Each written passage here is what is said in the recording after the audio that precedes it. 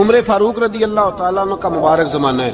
حضرت عمر نے فوج بھیجی ایران کے حکمران کے ساتھ جہاد کرنے. ایران کے بادشاہ نے 2 عیسائی جاسوس بھیجے. کہنے لگا ذرا پتہ تو کرو مسلمانوں کا رات کا طریقہ کیا ہے, میں صف بندی کراتا ہوں. وہ ساری رات صف بندی کراتا رہا. 2 جاسوس آئے مسلمانوں کی معلومات کرنے. معلومات کر کے جب واپس گئے تو حضرت عمر فاروق رضی اللہ تعالیٰ عنہ کے سپاہیوں کو دیکھا, غور سے پلٹے. تو بادشاہ کہنے لگا کیا حال دیکھ کے آئے ہو؟ کہنے لگا سارے مسلح پہ بیٹھے ہوئے ہیں, جتنے گھنٹے ہم وہاں رہے ہیں مجاہدین مسلح پہ رہے ہیں, یوں لگتا ہے جیسے ان کا دنیا داری سے کوئی تعلق. اور کہنے لگے بادشاہ کوئی ایسی طاقت ہے جس کو وہ بلا رہے تھے, کوئی ایسی قوت ہے جس کو وہ پکار رہے تھے. ہمیں بھی وہاں کھڑے ہو کے محسوس ہوتا تھا کہ ہاں کوئی ہے جو آ جائے گا ان کی مدد کے لیے, کوئی ہے جو پہنچے گا ان کی مدد کرے گا. ایران کا بادشاہ کہنے لگا مجھے سمجھ آ گئی ہے, وہ جسم کی طاقت سے ہی نہیں لڑتے, وہ کوئی غیبی طاقت ہے جس سے وہ لڑتے. بھائی وہ غیبی طاقت بھی تو ہمارے پاس ہم نے ناراض کر لی ہے نا, وہ بھی تو نہیں نا, مسجد کا رخ بھی تو کوئی نہیں. اور میں نے پچھلے جمعے بھی کہا تھا, پھر کہتا ہوں, وہن ہو گیا امت کو. نبی پاک نے فرمایا امت کو وہ کیا ہے, دنیا سے محبت ہو گئی ہے, موت سے کراہت ہو گئی, وہن ہے.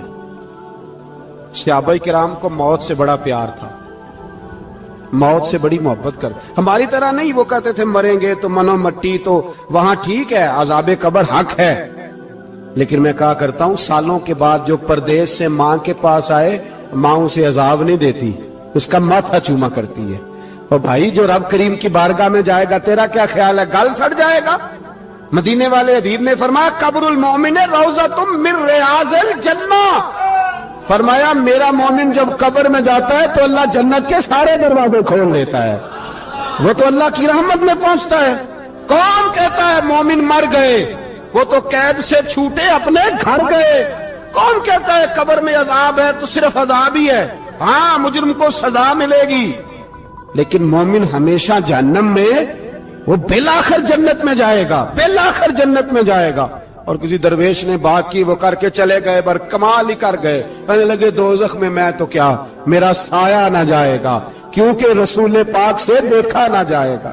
نبی پاک سید عالم علیہ السلام کے غلام تو دیکھو نا, ساری زندگی عمر فاروق بخاری پڑھو تو صحیح, ساری زندگی عمر ہر نماز کے بعد کہتے تھے اللہم ارزقنا شہادت فی سبیلک, اللہ بسترے پہ موت نہ دینا, موت مجھے شہادت کی دینا. حضرت سیدنا مولا علی شیر خدا کرم اللہ تعالی وجہ الکریم ساری زندگی کہتے رہے اللہ علی نے میدان میں عمر گزاری ہے, اسے شہادت کی موت عطا فرما. وہ بھائی یہ تو شہادتیں مانگنے والے. حضرت امام حسین میدان کربلا میں کھڑے تھے, شمر کہنے لگا حسین تیری چاروں جانب موت ہے. تو آپ فرمانے لگے تجھے ابھی ہمارا پتہ ہی نہیں, موت سے تو ہمارا پیار چلتا ہے. اور فرمایا یہ شہادت تو ہمارا پیچھا کرتی ہے, پہنچ جاتی ہے جہاں ہم ہوتے ہیں. موت سے ڈرا رہا ہے, مسلمان کا مرنے کو دل نہیں کرتا, ورنہ وہ اتنی بڑی کوٹھی میں کون رہے گا. مرنے کو دل اس لیے نہیں کرتا کہ وہ جو 6 کروڑ 10 کروڑ ڈالر لوٹ کے رکھے, مر گئے تو کھائے گا کون. وہ فقیر فاقہ مست تھے, ان کا گھر ہی کوئی نہیں تھا, ان کے بینک بیلنس ہی کوئی نہیں تھے. وہ کہتے تھے گھر ہمارا ہے وہ جو ہمارے رب نے تیار کیا ہوا ہے, ہمارا بینک بیلنس ہے وہ جو ہمیں جنت میں جا کے ملے گا. ان کا تو یہ کھاتا ہی کوئی نہیں تھا, اس لیے وہ شہادت کی. حضرت عمر بن جموع رضی اللہ تعالیٰ عنہ میدان احد میں 4 بیٹے لے کے آئے. کتنے بیٹے بول کے بتائے؟ 4 بیٹے لے کے عمر بن جموع آئے, اور خود ایک ٹانگ سے لنگڑے سے آتی ہیں, ٹانگ چھوٹی ہے. حضور کے سامنے کھڑے ہوئے کہا محبوبہ میرے 4 ہی تھے, میں 4 لے آیا ہوں, قبول کر لے. تو حضور نے فرمایا تو کیوں تلوار اوڑے آیا ہے, یہ تو نے کیوں گلے میں اسلحہ ڈالا ہوا ہے؟ کہا یا رسول اللہ میں نے بھی تو جانا ہے نا. تو حضور نے فرمایا 4 بیٹے جو ہیں. تو حضرت عمر بن جموع نے بات کی, صحابہ کہتے ہیں ہم لبوں سے مسکرا رہے تھے, آنکھوں سے رو رہے تھے, کیا عجیب انداز ہے. حضور نے فرمایا عمر 4 بیٹے جو آ گئے تو رہنے دے. حضرت عمر رو پڑے, کہنے لگے محبوبہ کیا لنگڑے جنت میں نہیں جائیں گے؟ کیا حضور میں لنگڑا ہوں تو میرے لیے جنت کوئی نہیں؟ میرے حبیب پاک سید عالم صلی اللہ علیہ وسلم نے فرمایا عمر تو ضرور جنت میں جائے گا. کہا محبوبہ پھر بچے بعد میں جائیں گے, میں پہلے میدان میں جاؤں گا. ایک بی بی 4 بیٹے لے کے آئی احد میں, کہا محبوبہ کل کمائی تھی میں لے آئی ہوں, میرے پاس کوئی اور شے ہوتی تو میں بچا کے نہ رکھتی، بیٹے دے کے نا حاضری لگوا کے تو واپس دروازے پہ لے گئی۔ تو حضرت سیدنا عبداللہ ابن عمر فرماتے ہیں بی بی بول رہی تھی تو میرا جذبہ جہاد بڑھ رہا تھا، اپنے بیٹوں کو کہنے لگی میں تمہیں حضور کے پاس چھوڑ کے جا رہی ہوں، جب تم میدان میں گرو گے تو میں تمہیں دیکھنے آؤں گی، دیکھنا تمہاری پشت پہ کوئی زخم نظر نہ آئے، جتنے تیر کھانے ہوئے سینے پہ کھانا، اتنے تلواروں کے نیزوں کے زخم برداشت کرنے ہوئے یہاں کھانا، پشت پہ زخم نظر نہ آئے۔ حضرت عبداللہ ابن عمر فرماتے ہو بی بی کی گفتگو میرا جذبہ جہاد بڑھا رہی تھی۔ ایک بی بی 3 سال کا 4 سال کا بیٹا لیے رو رہی ہے، احد کا دن ہے، سہیلیاں پوچھتی ہیں تو کیوں روتی ہے؟ وہ کہتی ہے دیکھو میرا خامد بھی بدر میں شہید ہو گیا، بھائی اور باپ بھی، دل کرتا ہے کوئی جوان بیٹا ہوتا تو آج مصطفیٰ کے ساتھ اسے ہی بھیج دیتی، کوئی جوان میرے پاس ہے ہی 3 سال کا تو کیا کروں، 3-4 سال کا بچہ کیا کرے گا؟ پتہ نہیں کیا دلیل آئی، اچانک اٹھی، بیٹے کو سینے سے لگایا، کپڑا ڈالا، مسجد نبوی پہنچ گئی۔ حضرت بلال کہتے ہیں مجھے ملی، کہنے لگی بلال مجھے پتہ ہے حضور تیاری کرا رہے ہیں جنگ کی، پر 2 منٹ اگر میری ملاقات ہو جائے۔ بلال حبشی کہنے لگے حضور ہم ایک بی بی ضد کر رہی ہے۔ حضور باہر آئے، کہنے لگی حضور میں فلاں کی بیٹی، فلاں کی بہن، فلاں کی بیوہ ہوں، میں نے بدر میں 3 شہید دیے ہیں، اب میرے پاس یہ 3 سال کا لال ہی بچا ہے، بڑا فخر ہے میرا، لوگ مجھے شہید کی بیوہ، شہید کی بیٹی، شہید کی بہن کرتے، دل کرتا ہے شہید کی اماں بھی کہیں جاؤں تو میرا بیٹا لے لیں۔ سیدنا بلال کہتے ہیں حضور مسکرائے، کہنے لگے یہ 3 سال کا نونہال کیا کرے گا؟ کہتے ہیں اماں کا عجیب جذبہ ہے۔ کہنے لگی محبوبہ سنا ہے اسلحہ بھی تھوڑا ہی ہے، ڈھالیں زیادہ کوئی نہیں، میرا بیٹا ساتھ رکھ لیں، جب آپ کی طرف کوئی تیر آیا نا تو میرا بیٹا ڈھال کے اس کو ڈھال بنا کے آگے کر دینا۔ محبوبہ ڈھال تو بانی سکتا ہے نا۔ حضرت بلال فرماتے ہیں مصطفیٰ کریم نے فرمایا جا میں نے قبول کیا، قیامت کے دن بیٹا گھر لے جا، جب تیرا نام پکارا جائے گا تو شہید کی اماں کہہ کے پکارا جائے گا، جا تو گھر لے جا۔ کہتے ہیں چلتے چلتے ایک غریبنی اور آ گئی، اتنی سی اٹی بان کی، اتنی سی، بلال حضور سے ملاقات ہو جائے گی۔ نبی پاک آ گئے، کہا محبوبہ یہ غلبہ اسلام میں میرا بھی حصہ ڈال لے۔ حضور نے فرمایا یہ کیا ہے؟ کہنے لگے حضور خامد فوت ہو گیا، اولاد اللہ نے بے نیازی سے دی نہیں، سویرے چرخہ کاٹ کے رزق حلال کھاتی ہوں، میرے پاس نا یہ اتنا سا بان ہے، ایک گھوڑے کی لگام بن جائے گی، محبوبہ حصہ تو ڈال جائے گا نا دین کے لیے، میری قبولیت ہو جائے گی۔ میرے حبیب نے ہاتھ اٹھائے اور دعا مانگی، کہے اللہ جتنا تو میدان کے مجاہدوں کو اجر عطا فرمائے اتنا اس غریبنی کو بھی عطا فرمانا۔ حضرت عمر فاروق رضی اللہ تعالیٰ عنہ رات کا وقت چہرے پہ نقاب ڈال کے گلی میں گھوم رہے تھے، تو اعلیٰ کام اعلیٰ کردار ان لوگوں حضرت عمر گزر رہے تھے، تو غلام ساتھ تھا، ایک شخص کو دیکھا کہ مدینے کے باہر خیمہ لگایا ہوا ہے، بھئی خیریت ہے یہاں خیمہ کو لگایا؟ کہنے لگا امیر المومنین سے ملنے آیا ہوں، رات ہو گئی تھی تو سوچا یہیں قیام کر لیتا ہوں، صبح ان سے ملوں گا۔ تو فرمایا اندر کسی کے درد سے کراہنے کی آواز آتی ہے، کہنے لگا میری بیوی ہے اور بچے کی ولادت کا وقت آ گیا، تکلیف میں۔ حضرت عمر دوڑے گھر گئے، اپنی اہلیہ سے کہنے لگے نیکی کمانے کا ارادہ ہے؟ اس نے کہا ہے، مقصد سمجھ گئے تھے نا وہ لوگ، بالکل ہے۔ فرمایا جو ضرورت کی چیزیں ولادت کے وقت ہوتی ہیں لے لے، کچھ گھی لے لیا، کچھ چنے لے لیے، کچھ ضرورت کی چیزیں لے لی، خاتون کو ساتھ لیا۔ یہ خاتون اول کی بات کر رہا ہوں میں خاتون اول کی بات کر رہا ہوں۔ حضرت فاروق اعظم رضی اللہ تعالیٰ عنہ امیر المومنین ہے۔ حضرت عمر نے اپنی اہلیہ کو ساتھ لیا، جہاں وہ شخص تھا وہاں آئے، اہلیہ نے حضرت عمر کے ذمہ کام لگایا، آگ جلا لیں، یہ تیل لے لیں، فلاں فلاں چیز گھی میں ڈال لیں، بنانی شروع کر دیں۔ فاروق اعظم نے ہاتھ کے اندر پکڑا ہوا برتن، چمچہ، ڈوئی بھی آخ لی دے، پنجابی ہے نا ہم، تو وہ کام کر رہے ہیں، چلا رہے ہیں، آگ جلا رہے ہیں، خاتون اندر ڈیوٹی کر رہی۔ تو وہ شخص جو تھا نا جس کی بیوی تھی، وہ کہتا میں 2-3 دفعہ کا غلام ادھر آ، फलानी चीज बता। मेरे ذہن में ये था कि अमीरुल मोमिनीन ने को बंदा खड़ा किया आने जाने वाले मुसाफिरों का ख्याल करे।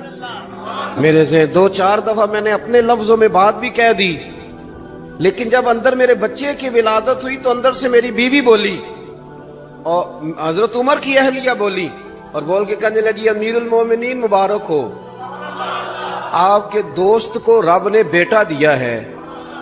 वो शख्स कहता है मैं बाहर खड़ा था, वजूद तड़प गया, आंखें बरस पड़ी, कभी नहीं रोया था पर कैफियत अजीब बन गई।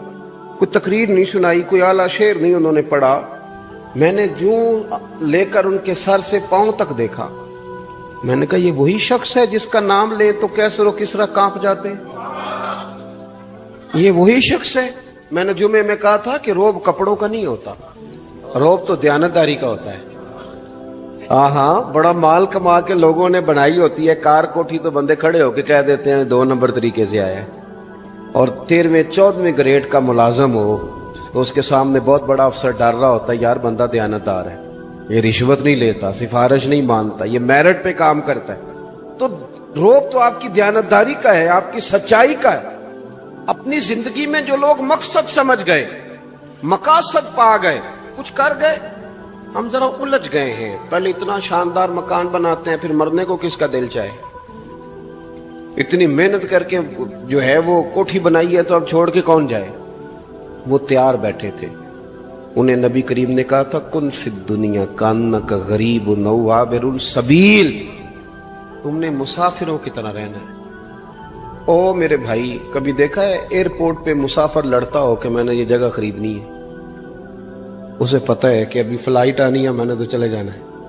रेलवे स्टेशन पे जो जगह होती है वो खरीदने के लिए लोग रट्टा नहीं डालते, उन्हें पता है पहली ट्रेन से चले जाना है।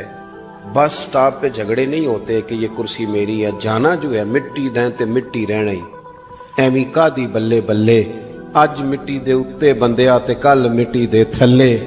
इतना ज्यादा मकसद नहीं ना जब समझते तो बेचैन है, बेकरार। बाद लोगों ने इतने पैसे जमा कर लिए कि इतने खा नहीं सकते, इतनी जरूरत नहीं, लेकिन इसके बावजूद है कि वो दौड़ खत्म होने का नाम ही नहीं ले रही। हजरत सिद्दीक अकबर रदी अल्लाह ताला अन्हु अमीरुल मोमिनीन है। बादशाहों के बड़े बात होती है, हमारे मुल्क में ऐसे भी बादशाह गुजरे हैं कि जो सफर पे जाते थे तो खानसा में भी ले जाते थे, बावर्चियों को भी लेके जाते थे कि खाना मेरी मर्जी का होना चाहिए। हजरत अबू बकर सिद्दीक ने पानी मांगा, अमीरुल मोमिनीन, तो सहाबा ने ना शहद मिला पानी पेश किया।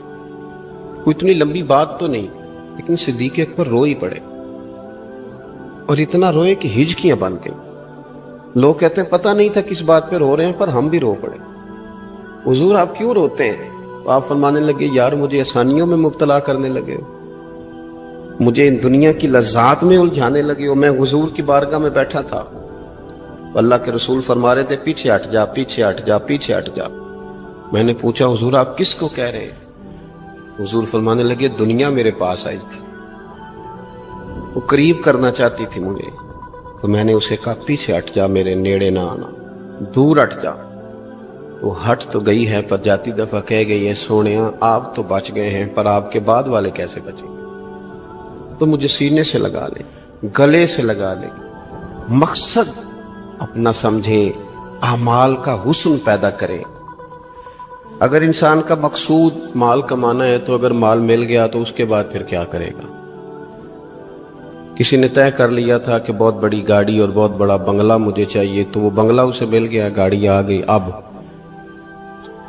तो मकासद क्योंकि तय नहीं होते, तो जो चीज इंसान छोटा सा मकसद तय करता है वो उसे हासिल हो जाता है। मैंने मुल्क से बाहर जाना है, घर सेट करना है, साथ वाला प्लाट लेना है, हो गया सारा कुछ, तो अब वो फिर इंसान बेचैन हो जाता है, परेशान रहता है, कहता है समझ नहीं आती मतलब मकसूद क्या है।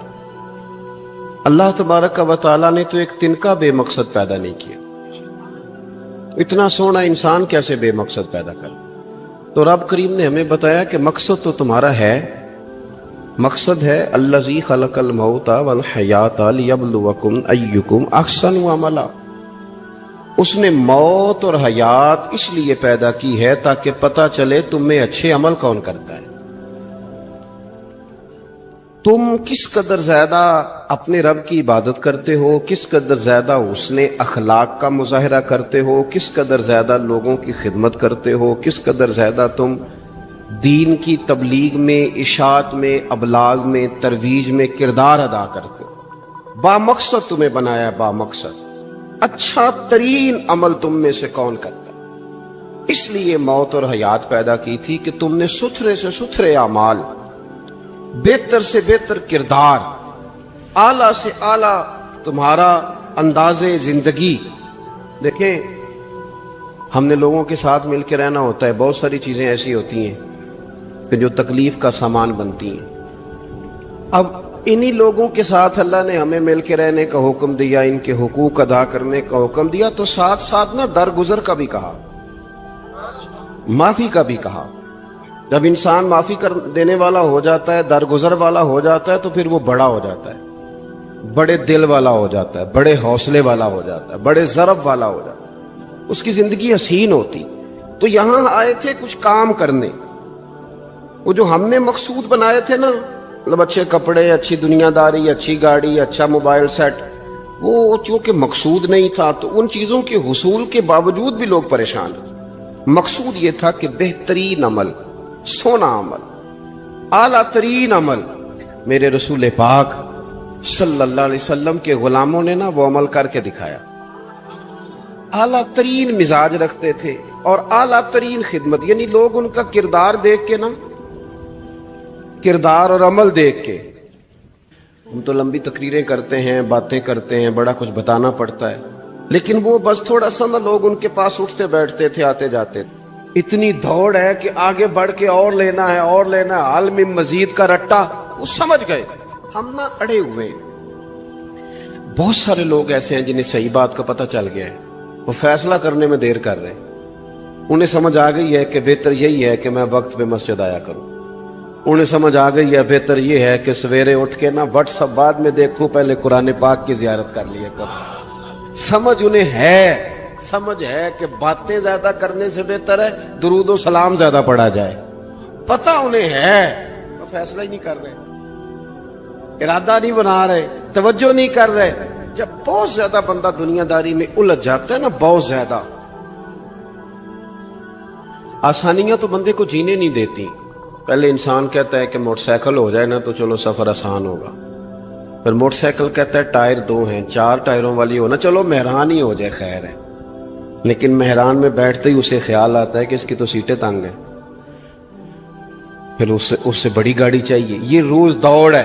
बांझ फकीरों किसे नहीं मारिया, ए होई चोर अंदर दा, ये दौड़ है, ये खत्म।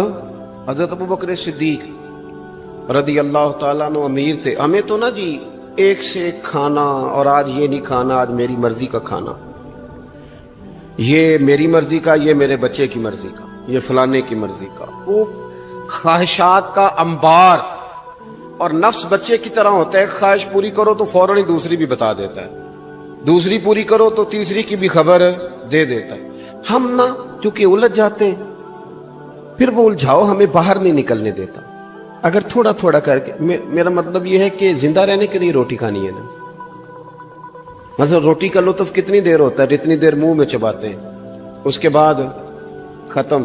तो कपड़ा तो पहनना था बदन छुपाने के लिए, इसमें वो किधर से आ गई सारी कहानियां जो आज बन गई। और इतने मैंने अजीबो गरीब निजाम देखा है कि नौजवान है, अच्छा भला सियाना आदमी, कपड़े उसने ताजे सिलवाए हैं और 99 लोगों ने कहा सही लग रहा है, तो सिर्फ एक ने कहा नहीं ठीक लग रहा।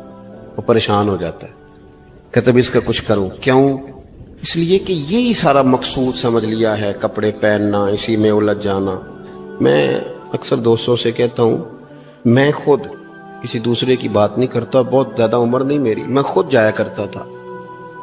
शादी कोई आ गई तो 2-3 दिन पहले अब्बा जी कहते थे पुराने जूते कुछ गंडवा ला, कुछ पालिश करा ला, तोड़े में डाल के जाना मोची के पास, उसने कुछ सेट कर देने। अब कहाँ रह गया जी ये काम, छुट्टी नहीं हो गई। अब कौन सा ऐसा सिलसिला है? वो जो कहीं से कपड़ा थोड़ा फट जाता था ना, तो अम्मा उसको इस तरह पेबंद कराती थी कि डिजाइन भी बन जाता था और काम भी चल जाता। किधर गया वो दौर? लेकिन तकलीफ देख लें, आज पहले से ज्यादा है, लड़ाई पहले से ज्यादा है, आजमाइश पहले से ज्यादा है। क्यों?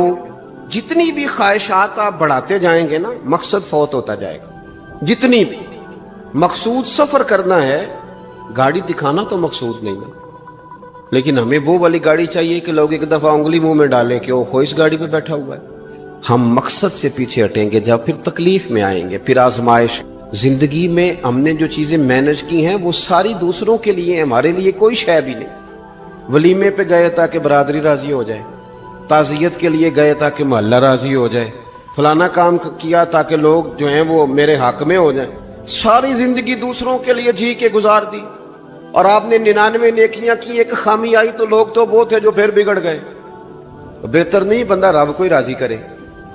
واللہ ورسولہ احق ان یرضوہ, اللہ اور اس کے رسول کا زیادہ حق ہے کہ انہیں راضی کیا جائے, ان کا زیادہ حق. اپنی زندگی میں معاملات کو ترتیب دیں, ایک مخصوص ذہن بنائیں, اتنا سویرے قرآن شریف پڑھنا ہے, اتنا درود پاک, اور یہ راز ہو ہمارا اور ہمارے رب کا, یہ راز ہو. اتنی دیر مصلی پہ بیٹھنا ہے. میرے ایک دوست ہیں ڈاکٹر صاحب, میں بیٹھا تھا تو وہ ایک شخص کو کہہ رہے تھے تیرے دل میں کچھ باتیں ہیں نکال دے تاکہ تیری ٹینشن ریلیز ہو جائے, تیری صحت ٹھیک ہو جائے گی. تو بندہ کہہ رہا تھا اچھا ٹھیک ہے ڈاکٹر صاحب. تو میں نے کہا کہ اگر آپ اجازت دیں تو ایک بات میں بھی کر لوں. نے کہا آپ بھی کر لیں. تو میں نے کہا ڈاکٹر صاحب کچھ دکھ بڑے ذاتی اور نجی ہوتے ہیں, بندہ کسی کے سامنے کہہ ہی نہیں سکتا, بڑے ذاتی قسم کے ہوتے ہیں. وہ آپ کسی کے سامنے اتنا مرضی کوئی قریبی ہو, وہ بندے کی اپنی اندر کی کچھ ایسی تکلیفیں ہوتی ہیں اندر کی, آزم گنڈاں دے وچ گنڈاں 10 کیڑی کھولا, بڑے مسئلے ہوتے ہیں, آپ کیسے بیان کر سکتے ہیں, سوال ہی نہیں پیدا ہوتا. تو کہنے لگا پیر صاحب حال تو ہوگا نا. میں نے کہا بالکل ہے, ہمیں ہمارے دین نے دعا سکھائی ہے, جو کسی سے نہیں کہہ سکتے وہ اپنے رب سے کہہ دو, اللہ کے حضور عرض کر دو, کشکول طلب دراز کر کے کہہ دو مالک یہاں پریشان ہوں. وہ بڑا کریم ہے, عطا بھی کرے گا اور پردہ پوشی بھی فرمائے گا. اپنے اللہ کے ساتھ اپنا تعلق مضبوط کریں, اپنی زندگی میں حسن اعمال کا پیدا کریں, اعمال کا, کہانیوں کا نہیں, باتوں کا نہیں, تصویروں کا نہیں, نئی سے نئی پکچر کا نہیں, اعمال کا. اور خوبصورت ترین طریقہ ہو. دیکھیں نا مشکل سے بھی تو نماز پڑھنی ہے نا. سویرے ابا بڑے غصے میں تھے تو پھر مجھے اٹھنا ہی پڑا, تو اس طرح بھی تو پڑھنی ہے. تو اگر بندہ ذوق سے اٹھے اور ذرا سونا کر کے وضو کرے اور ذرا صحیح کر کے مصلی بچھائے اور سجدہ کرے تو ذرا ذوق سے کرے, مجھے سوز دے, مجھے ساز دے, مجھے نیم شب کا نیاز دے, دم سجدہ خود کو میں توڑ دوں, مجھے ایسا ذوق نماز دے.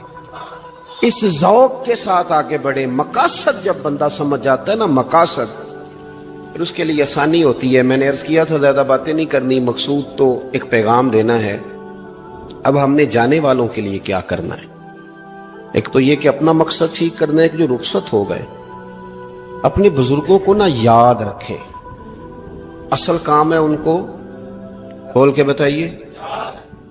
سال کے بعد ختم, بڑی اچھی بات ہے, سسماہی ششماہی سیماہی سب ٹھیک ہے, ان کو یاد رکھیں. حضور نہ یاد رکھتے تھے, اپنی والدہ کا ذکر کرتے تھے, اپنے والد کی بات کرتے, اپنے دادا کا ذکر کرتے, اپنے جانے. سیدہ خدیجہ الکبریٰ رضی اللہ تعالیٰ عنہ وصال کر گئیں تو حضرت عائشہ کہتی ہیں حضور اکثر گھر میں ان کا ذکر کرتے. اپنے بزرگوں کو یاد رکھیں, ان کا ذکر کریں.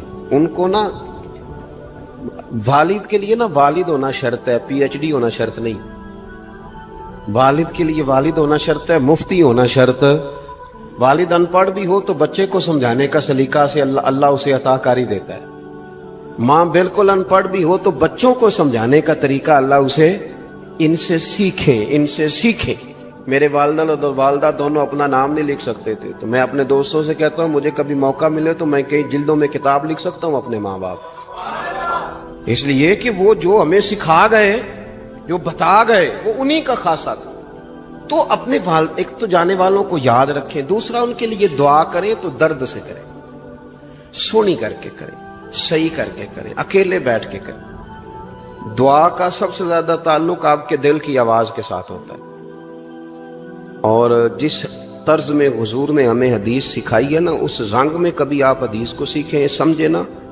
حضور فرماتے ہیں جس طرح دریا میں ڈوبنے والا سہارا تلاش کرتا, دریا میں उसे कितनी कुछ जल्दी होती है, गोते लग रहे होते हैं। वो इस तरह का नहीं होता कि मैं असर की नमाज के बाद फिर आऊंगा तुझे निकालने, इस तरह तो नहीं ना होता। दरिया में डूबने वाला इस तरह कश्ती सहारा तलाश करता है, हुजूर फरमाते हैं इस तरह कब्र में जाने वाला दुआओं का इंतजार करता है। आपने देर कर दी दुआ मांगने में, खत्म दिलाने में देर कर दी। खुद सुबह शाम हमा वक्त दुआ। अभी आप आयतें सुन रहे थे सूरह इब्राहिम की, अल्लाह ने नमाज में रख दी, रब्बना ग़फ़िरली वली वालिदैया वलिल मुमिनीन यौम यक़ूमुल हिसाब। एक तो उन्हें याद रखें, खूब दुआ करें, और दूसरा कोशिश करें कि वो जो नेकियां करते थे वो नेकियां भी जारी रहें। जिन लोगों से उनका अच्छा ताल्लुक था वो ताल्लुक भी कायम रहे। ये भी कोशिश करें कि उनके लिए सदका तो खैरात करें, और कीमती सदका दे। कीमती, मैं बात खत्म करने लगा हूं बस। कीमती सदका दे, कीमती। 15 तोले सोना घर में पड़ा होता है, कीमती होता है ना। कभी किसी ने चौक में बताया कि आज 15 तोले सोना मेरे घर में पड़ा है? बोलो ना, लगता है तुसा 10 छड़ना है। अगर घर में 50 लाख रुपए कैश पड़ा हो तो चौक में गली में आके आप बात करें कि घर में पैसे पड़े हैं? क्यों? कि वो कीमती हैं, कोई ले ना ले। तो ये जो 5000 मस्जिद देख के सारे मोहल्ले को बताते हो, ये भी सदका था, ये बड़ा कीमती चीज थी। ये बताने वाला नहीं था, ये तो नेकी तो कीमती थी। कीमती चीज जो होती है वो तो छुपाई जाती है कि बताई जाती है।